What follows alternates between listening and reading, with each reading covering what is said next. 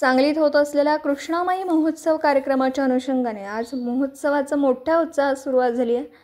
या कार्यक्रमात महोत्सव समितीचे प्रमुख महेंद्र भाऊ तसेच माजी आमदार दिनकर तात्या पाटील, सांगलीचे प्रसिद्ध कोटणीस महाराज तसेच सांगलीचे युवराज आदित्यराजे विजयसिंह पटवर्धन यांच्या उपस्थितीमध्ये मोठ्या उत्साहात या समारंभाला सुरुवात झाली आहे। समारंभाचा प्रमुख महेंद्र भाऊ यांनी या उत्सवाचा सांगली जिल्ह्यातील सर्व नागरिकांनी येऊन येथे कृष्णामाईची ओटी भरून कृष्णामाई यांचा सन्मान व सत्कार करावा असं आवाहन केलं।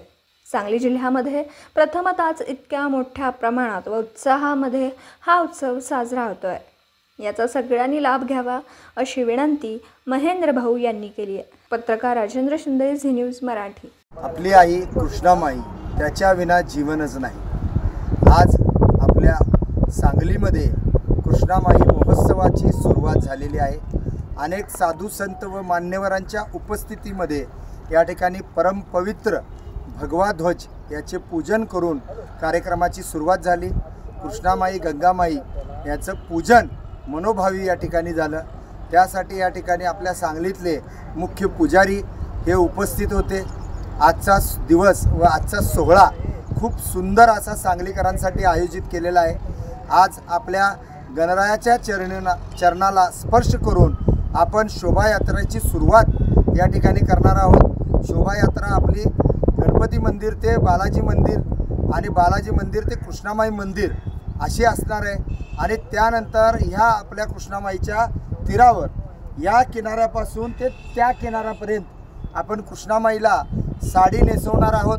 तसेच 75 फुटी हार या ठिकाणी कृष्णामाईला अर्पण करणार आहोत।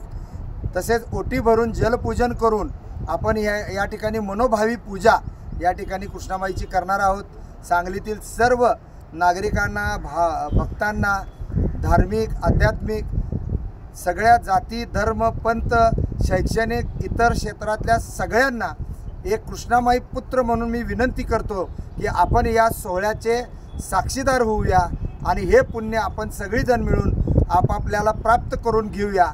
आणि तुम्ही सगळी या ठिकाणी यावं ही या व्हिडिओच्या माध्यमातून तुम्हाला मी विनंती करीत आहे। आपला हा सोहळा झाल्यानंतर संध्याकाळच्या सत्रामध्ये परमपूज्य सद्गुरू आपले कोटणीस महाराज यांचंही या ठिकाणी प्रवचन होणार आहे। त्यानंतर भजन कीर्तन या ठिकाणी होणार आहे। तर सगळ्यांनी या ठिकाणी यावं ही या व्हिडिओच्या माध्यमातून विनंती पुन्हा एकदा करतो।